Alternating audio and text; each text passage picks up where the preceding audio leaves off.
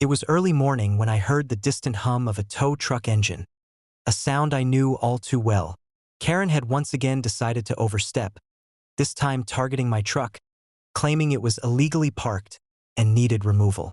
I ran to the window just in time to see her smirking from the driver's seat of her SUV, waving to the tow truck driver like she had orchestrated some grand plan. I felt my jaw tighten. This wasn't just trespassing anymore. It was personal. My truck wasn't just any vehicle. It was the bomb squad's mobile command unit, fully equipped and maintained by me for emergencies. She had no idea what she was messing with. Grandpa leaned against the porch railing, sipping his coffee, calm as always. "You know, some people never learn," he said. "But today, she's going to find out the hard way." I ran to the garage and grabbed the keys, preparing for a careful confrontation. Jake joined me, already analyzing the situation with military precision. "If she hooks that truck up," he muttered, "there won't be any recovery without consequences." By the time we reached the driveway, the tow truck operator was hooking the chains around the truck, oblivious to the real danger he was about to unleash. Karen was giving hand signals, clearly proud of herself, while laughing at what she thought was a minor inconvenience to me. I stepped forward, voice calm but firm. "You need to stop immediately. That truck belongs to me, and it's not just a vehicle. It's a federal-grade emergency vehicle. Unauthorized access is a serious offense." Karen laughed. "Oh, come on. It's just a truck. You think you scare me?" Jake stepped closer, his presence calm but unmistakably dangerous. "Try it. You'll regret it." The tow operator froze, glancing at Jake and then at me. The reality of the situation began to sink in. I pulled out my phone, activating the live feed from the surveillance cameras I had set up around the property.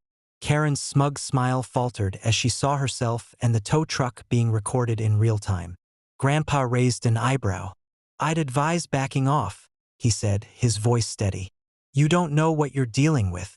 Karen hesitated, a flicker of doubt crossing her face. But she still wanted to play tough. "I'll just finish hooking it." Before she could complete her plan, I pressed a button on the truck's security console. Alarms blared, lights flashed, and systems that had been dormant kicked into full security mode. The truck locked all doors, disabled the tow connections remotely, and sent an automatic alert to law enforcement detailing the unauthorized towing attempt. Karen screamed, eyes wide with fear. The tow truck operator jumped back, finally realizing he was entangled in a situation far beyond his pay grade. "What did you do?" he shouted. "This truck is fully secured," I said calmly. "Any further attempt to move it is considered tampering with federal equipment. You've been recorded, and the authorities are already aware." Grandpa shook his head, smiling faintly. "Some people think they can take what isn't theirs," he said. "They always forget that preparation matters more than audacity." Karen stumbled backward, tripping over the curb as she tried to flee. Jake calmly escorted her off the property, making sure she didn't attempt anything else. By the time the police arrived, the situation was under full control. Karen and the tow operator were issued formal warnings, and the truck remained untouched, secure, and fully operational. That evening, as the sun dipped below the horizon, I inspected the truck, making sure all systems were functional. Grandpa leaned against the cab, shaking his head. "She'll think twice before trying that again," he said. I nodded, feeling a mix of relief and satisfaction. Trespassers like Karen thrived on ignorance and arrogance.